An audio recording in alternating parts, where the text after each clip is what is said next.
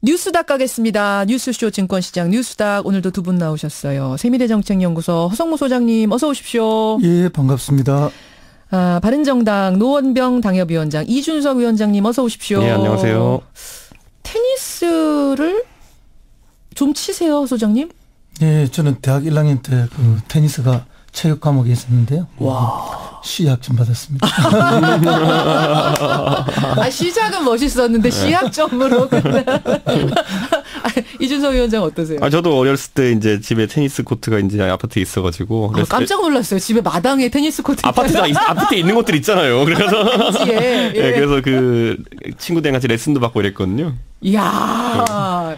그때 한때 약간 붐이 불었었던 때가 있었어요. 그랬어요? 네, 그런데 요즘 최근에 보니까 또다시 저희는 상계동 아파트단지에 그 붐 같은 게 약간 불고 있더라고요. 그래요. 근데 이 테니스라는 게 원래 우리가 해외에서 사람들이 관심 갖는 스포츠 그러면 골프 이런 것만 생각하기도 하는데 사실 테니스도 굉장히 막 관객 많이 몰고 다니고 엄청납니다. 윈블던 이런 건 뭐 티켓 값이 장난 아니거든요. 어제 그 15,000명 꽉 찬 거 보셨죠? 그러니까요. 네, 이게 고급 스포츠인데 이 옛날에 우리 박세리 선수나 이런 분들이 이제 US 골프 대회 가가지고 이제 US 오픈 같은 데서 우승하고 이러면서 대한민국에 대해서 사람들이 많이 관심 갖게 된 것처럼 이번에 정현 선수도 호주에서 상당히 이제 관심을 받으면서 맞아요. 테니스라는 곳에 한국이라는 이제 이름이 이제 나오기 시작하는 계기가 되지 않을까라는 생각이 됩니다. 맞습니다. 과거에 물론 이영택 선수나 이런 분들도 되게 잘하셨지만은 거의 한 10년 만에 이런 태도 아닙니까? 그래서 잘한다는 거예요, 못한다는 거예요, 이준석 위원장? 좋은 거죠, 잘한다는 아니, 본인이 잘하시냐고요. 저요? 옛날엔 잘했는데 안 친지 10년 됐습니다, 이제 10년. 그래도 두 분은 룰 정도는 아시잖아요. 근데 사실은 룰도 어제 잘 몰라서 당황한 분들이 꽤 많았어요. 검색어에 테니스 룰, 테니스 보는 법, 막 이런 게 실시간 검색어로 오를 줄. 저도 고백하자면 저도 사실은 한 번도 쳐본 적이 없거든요. 왜 30점 다음에 40점이고 막 헷갈리는 거죠, 이제. 저 왜 저렇게 올라가? 막 솔직히 그랬거든요. 오늘 상한가는 두 분 다 정현 선수. 일단 만장일치로 정현 선수는 올려놓고 정현 선수 외에 상한가 보겠습니다. 허성무 소장님. 예, 저는 그 현송월 관현악단장, 북한의 현송월 단장. 이준석 위원장님. 저는 이제 통합신당의 출마 예정자들이라고 하고 싶습니다. 통합과 바른정당하고 국민의당 통합당의 출마자들. 먼저 허성무 소장님.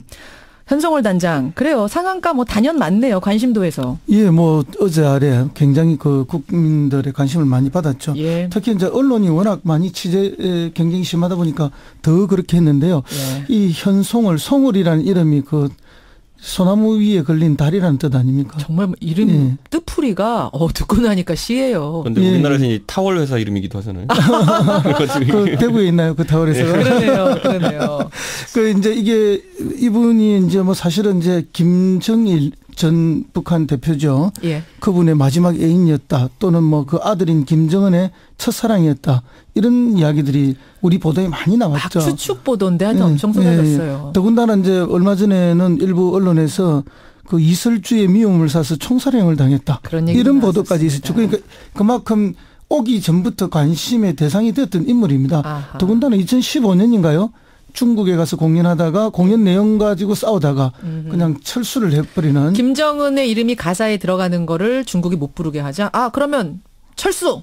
이래고 철수한 사람이잖아요. 예, 그렇게 그때 강렬한 이미지가 우리 국민들한테 이미 있었기 때문에 이번에 이제 대표단의 현성월이 왔을 때 굉장히 그 화제가 됐고 또 정금단으로 내려왔을 때 정금단 대표로 온 거 아닙니까? 그래서 이제 굉장히 관심의 대상이 되었다.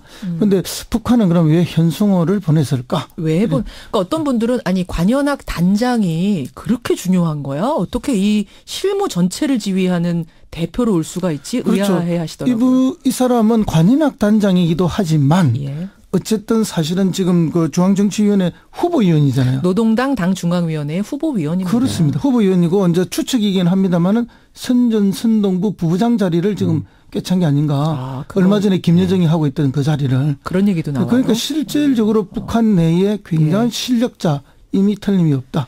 그런 이야기죠. 그럼 뭐 관현악 단장, 뭐 노동당 중앙위원회 후보위원 이거 다 필요 없고 한마디로 실세 이렇게 하면 되는 거고요. 그렇죠. 실세죠. 그러다가 이제 본인이 가수 출신이기 때문에 무대에 굉장히 많이 서봤고 또 그리고 이제 단장이니까 무대 전체를 지휘하는 역할을 굉장히 많이 하는 거죠.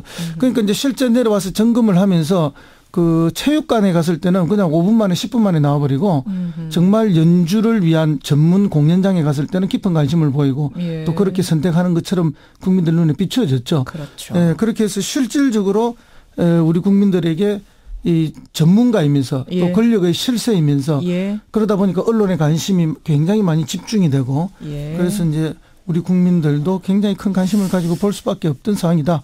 예전에 우리가 그 고전문학 고등학교 때 배울 때 예. 강릉 이렇게 하면 달이 굉장히 중요해요. 그래서 경포대에서 술을 한잔하게 되면은 강릉 앞바다, 동해바다의 달이 있고 경포 호수의 달이 있고 예. 술잔의 달이 있고 맞아요. 뭐 그렇게 달이 여러 개가 뜬다 했는데 강릉에 현송월이 떴다. 송월은 송달이라는 뜻 아닙니까? 그러네요. 그렇게 해서 이제 결국 우리 국민들한테 관심을 많이 가지게 된 그런 인물이 받았습니다. 되었다. 그래서 사실은 이제 뭐 이것 때문에 부정적인 이야기를 하시는 분도 있지만 바로 그 지점, 바로 그 지점 얘기를 지금 제가 꺼낼까 말까 했어요. 제가 꺼낼까요?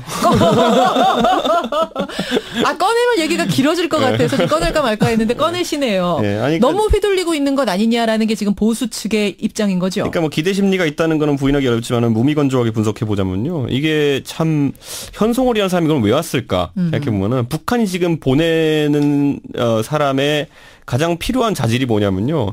관심을 끌어야 됩니다. 남한에 가서 관심은 끌어야 되고요. 두 번째로 가서 책임 있는 말을 하는 사람이면 안 됩니다. 이 두 가지가 결합되면 현송월이라는 아주 독특한 캐릭터가 나오는 거거든요. 실세긴 실세지만 지금 명함상으로는 뭐 그러니까 이런 비슷한 역할을 하는 인물이 미국엔 누가 있냐면요. 네. 이방카 트럼프예요. 봤을 때는 트럼프의 최측근인 것 하지만 실제로 의사결정 과정에 참여할 권위는 주어지지 않은 사람이거든요. 예, 공식적으로. 그렇기 때문에 트럼프가 이방카 트럼프 보낸다 그러면은 예의는 갖추겠는데 너희랑 무슨 진지한 얘기를 하지 않겠다는 의미랑 비슷한 거거든요. 그러니까 현송월 씨도 지금 그 문제가 있는 게 뭐냐면은 아까 이제 선동부 부부장을 맡았다라는 이제 보도들이 나오고 있지만은 그 직책은 우리나라로 따질 것 같으면 뭐 과거에 공보처 장관 정도, 공보처 차관 정도 되는 위치, 아니면 뭐 국정 홍보처 뭐 부장 정도 되는 위치인데 이 사람이 와가지고 독자적인 외교 행위를 할 수 있는 사람이 아닙니다. 이 사람은. 예. 그렇기 때문에 물론 이번에 예술단의 실무 점검을 왔다고 하지만은 지금 우리가 알고 있는 일정은 뭐냐면은 평창올림픽 직전에 북한이 열병식도 하고 또 군사적 행동을 하겠다는 것처럼 지금 공표하지 않았습니까?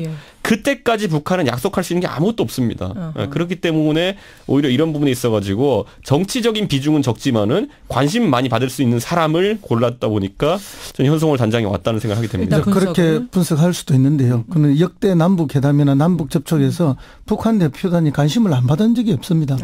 방한했을 때 모든 언론이 다 같이 이제 홍준표 대표는 어제 뭐 북한에서 어떤 한 여자가 관심을 받았다 이런 식으로 또 표현을 했는데 뭐 그건 홍 대표님 말씀이긴 하지만 그 남자라도 늘 관심이 받았던 게 사실입니다. 그렇기 때문에 북한 대표단이 내려왔을 때 그 돌아갈 때까지 내내 대한민국 뉴스에는 북한 대표단 이야기만 있었던 게 사실인데 이번만 뭐 이렇게 그것 때문에 문제가 되고 그때는 문제가 안 되었다 이렇게 말하는 것은 이번 그 남북 간의 올림픽을 앞두고 일어나는 일을 자꾸 그 고춧가루 뿌리고 싶은 그 심정들이 조금. 자, 그러면 제가 이것도 좀 꺼낼까 말까 또 망설여지는데 일단 확인만 하겠습니다. 두 분 입장.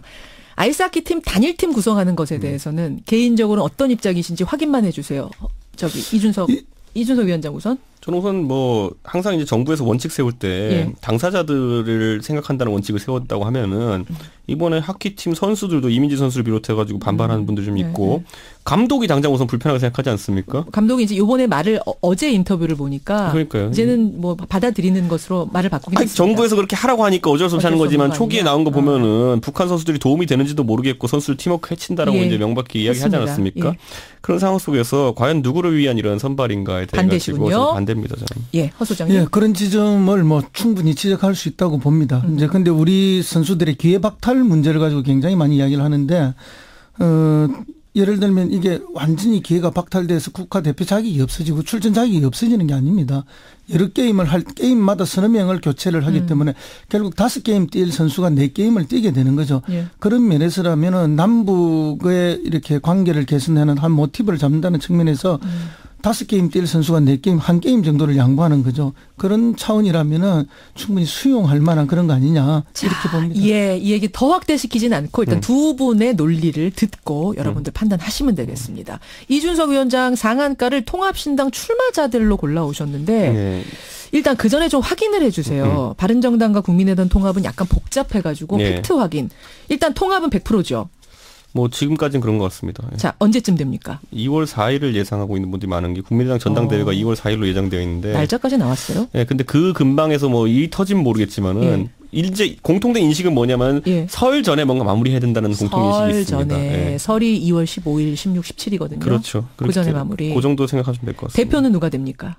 지금 이제 안철수 대표는 백의종군 하겠다는 취지고, 선언했어요. 예, 유승민 대표는 본인이 그래도 책임지고 이제 지방선거를 치르겠다는 의식이 있어가지고 예. 여기 합의가 된다면 유승민 대표 체제로 갈 가능성이 높아 보입니다. 어제요 정운천 의원이 바른정당 정운천 의원이 저 인터뷰에서 유승민 플러스 안철수 플러스 깜짝 카드 3인 공동체제가 될 것 같다. 기대해 주시죠. 이런 얘기까지. 정운천 아닙니까 혹시? 정운천. 뭐야. 이게 농담인 게 이게 그 본인을 생각하신 거 아니냐? 그러니까 그 인식은 있어요. 이제 여기에 새로운 인물이 참여해가지고 좀 이끌어야 된다는 얘기가 있고 실제 영입 작업도 하고 있는 걸 제가 알고 있습니다. 그렇기 때문에 뭐 기대는 하셔도 좋을 것 같은데. 영입 작업 누구요? 그거 제가 어떻게 말합니까 여기서 지금? 근데 아유 되게 궁금해지네요. 깜짝 놀랄 인물이에요 정말. 근데 실질적으로 이제 그게 영입이라는 게 대표로 영입할지 아니면 중요한 선거에 출마 후보군으로 영입될지 모르기 때문에 그건 앞으로 지켜봐야 될 것 같습니다. 근데 깜짝 놀랄 인물이에요? 뭐 영입만 된다면 좀 신선한 인물인 건 맞는 것 같습니다. 예. 그 하늘 아래 깜짝 놀랄 인물 없습니다. 또 왜 이렇게 허성모 소장이 영입된다는 이제 허 소장님이십니까? 알겠습니다. 근데 통합신당의 지방선거 출마자들이 왜 상한가요? 이게 보시면요, 이제 그 아마 청취자분들이 들으시면서 약간 좀 의아하셨던 부분이 최근에 통합신당 지지율이 10% 미만이다 아니면 뭐 그 지난 조사 18% 이상이었다 이런 게 왜 중요하냐를 이제 보시는데.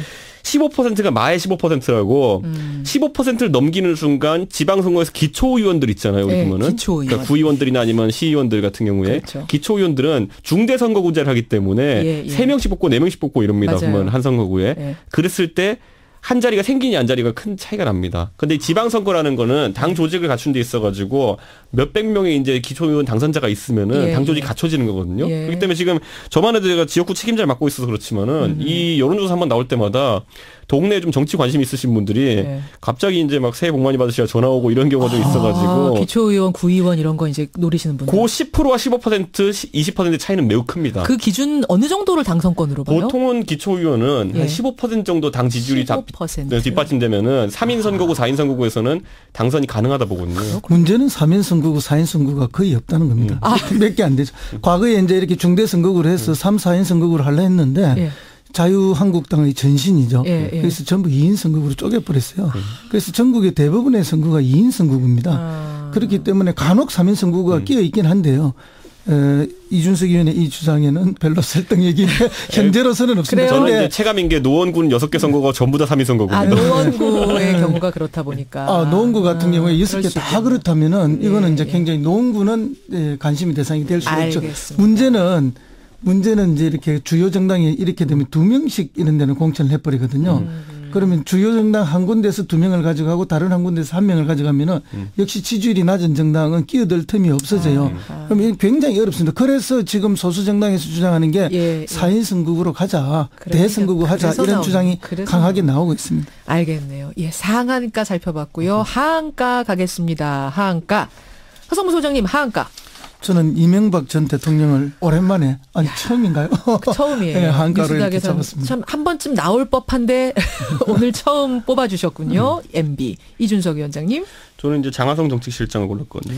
먼저 MB 이명박 전 대통령 얘기부터 가보죠. 아까 원세훈 전 국정원장 부인 인터뷰는 들으셨어요? 잘 못 들었습니다. 잘 못 들으셨어요. 이준석 위원장 들으셨어요? 뭐 대충은 들었습니다. 아니라는 겁니다. 특활비. 우리가 그걸로 자녀 집 사준 적도 없고 난 특활비라는 존재도 모른다. 이거 유용한 적 없다. 사적으로. 뭐 이런 얘기를 어제 했습니다. 하지만 이명박 대통령에게 상납했다는 사실에 대해서는 이미 원세훈 원장이 인정한 거죠. 그렇죠. 어떻게 될 거라고 보세요? 그래서 이제 뭐 지금 이명박 대통령 같은 경우에는 뭐 정치 보복이라고 이렇게 이야기를 하지만 아직까지 혐의 수준입니다만은 아들 같은 경우에도 내곡 등 사저 사는데 국정원 특활비가 일부 섞이지 않았느냐. 그다음에 이제 큰형 같은 경우에 이제 다스 문제로 좀 조사를 받았고. 아들 아니고 딸이랍니다. 딸요? 딸이랍니다. 아니 이명박 대통령. 내곡 등 사저 부지 살 때. 그다음에 이제 이상덕 작은 형님이죠. 이 특활비 1억 받은 게 이제 이거는 뭐 드러났고 진술로. 됐습니다. 그다음에 아내인 김윤혁 전 영부인 같은 경우에도 10만 불 받은 게 드러나죠. 이렇게 되니까 이명박 전 대통령의 뭐 형님, 아들, 부인 모두가 국정원 돈을 지금 받은 것으로 드러나고 있어서 아무리 정치 보복이라고 주장한다 하더라도 예. 정치 보복이 아니라 오히려 나라 돈을 개인 쌈짓돈처럼 쓴 것이 아닌가. 이 공사의 구분이 없었던 것이 아닌가 하는 이제 이런 문제가 생기고 월급을 단 한 푼도 가져가지 않고 자기는 기부하겠다 이렇게 해서 그때 그렇게 했던 것으로 우리가 알고 있는데 사실은 월급보다 훨씬 더 많은 돈들을 이렇게 비로 쓴 것이 아닌가. 그래서 겉다르고 쏙다른 모습이 연출되면서 예. 심지어 이제 MB 채권 중에 뭐 개띠의 해외 개싸움 한번 해볼까 이렇게 이야기를 했는데 김두호 전 수석. 예. 그런 분들의 이 태도가 얼마나 오만하고 국민들에게 예의가 없는 태도가 아닌가 하는 것들이 드러나게 되는 거죠. 더군다나 이제 핵심 채권이었던 원세훈 국정원장마저도 예. 뭐 인터뷰에서 부인은 지금 부인하고 있다 하지만 사실은 본인도 부인 자신이 사교장으로 활용했던 곳에도 특갈비 10억 정도의 인테리어 비용이 들어간 것으로 나오고. 사교장, 파티장으로 이용했던. 예, 그렇게 나오고 지금 집 사는데도 의심이 지금 가고 있는 거 아닙니까? 그렇죠. 어쨌든 이런 걸 보면은 이명박 대통령도 그리고 핵심 채권이었던 그 원세훈 전 원장도 예. 국정원 돈을 마치 개인 돈처럼 마구잡이로 썼던 것이 아닌가 하는 면에 있어서는 MB를 한가로 지금 할 수밖에 없는 상황. 지금 어떤 국민에 대해서 뭐 사과나 반성 이런 거 없이 예. 정치적 탄압이라고 오히려 보복이라고 이렇게 강변하고 있어서 그래요. 한번 지적하지 않을 수가 없다. 더군다나 이런 모든 사실들이 예. 누구를 통해서 나오는가. 본인의 가장 핵심 채권인 15년, 20년 그렇죠. 평생의 채권이었던 뭐 김희중 제1부속실장, 김백준 또 청와대 총무비서관 등등등 그다음에 국정원 기조실장으로부터도 이야기가 나오는 거 아닙니까? 그렇죠. 본인의 가장 최측근들이거든요. 그렇기 때문에 이제는 본인의 정치 탄압이라는 주장이 예. 더 이상 설득력 없는 어렵다. 거 아니냐. 이전 투고 해보자는 겁니까? 이 얘기 듣고는 어떠셨어요, 이준석 위원장? 사실 뭐 지금 시점에서는 이명박 대통령 측에서는 사실 방어 전술을 많이 펴고 있는 것 같거든요. 네, 그런데 또 이제 방어 전술의 핵심 뭐냐면은 방어를 위주로 하되 때릴 수 있으면 때린다거든요. 그래서 이제 두 가지 지점이 약간 나왔던 게 뭐 이전 투구 얘기도 나왔지만은 또 한 가지 뭐냐면은 김윤옥 여사가 이 돈을 사적으로 유용해서 뭐 명품백을 샀다 이런 얘기가 나오니까 그거에 대해서는 또 나와가지고 또 반박을 했어요. 예, 그리고 또 김희중 전 실장 같은 경우에 뭐 이제 정두원 의원이 증언한 것 중에 보면 이제 뭐 예전에 나와가지고 뭐 장례식 치를 때 뭐 조화도 안 보내고 그래서 부인상 당했을 때. 예, 그때 이제 뭐 상당히 마음이 상했다 그랬는데 그렇죠. 그것도 이제 반격을 했더니만 김민중 실장이 아이고 그때 사실은 청와대 직원들이 많이 도와줘서 고마웠다 이렇게 또 반박을 했거든요. 그런 것처럼 사실관계상 자기들이 유리하다고 생각한 지점에서는 계속 이제 반격을 하는 겁니다. 그렇기 때문에 기본 전술은 방어로 이제 웬만한 건 무시하고 넘어가되 할 말 있을 땐 하고 넘어간다는 취지인 것 같은데 그래요. 그 관점인 것 같습니다. 자, 오늘 이준석 위원장의 하한가는 장하성 실장이었어요. 네. 이게 아마 최저임금제라든지 이런 거 대통령 지지율 떨어지는 정책들이 뭐 이렇게 그것과 관련된 거 가져오셨던 건데 네. 아까 전에 제가 꺼낼까 말까 한 거를 꺼내셨잖아요. 생방송 시간상 이 얘기는 다음 주로 미루기로 하고 오늘 뉴스당 여기서 인사드려야겠습니다. 장하성 정책실장한테 괜히 미안하네. 이름만 사실 그렇게 언급하고. 공격하려고 했던 건 아닌데. 그렇다고 합니다. 장하성 실장님. 여기서 두 분과 인사 나누죠. 뉴스다 고맙습니다. 네, 감사합니다. 네, 감사합니다. 네, 허성무 소장, 이준석 위원장이었습니다.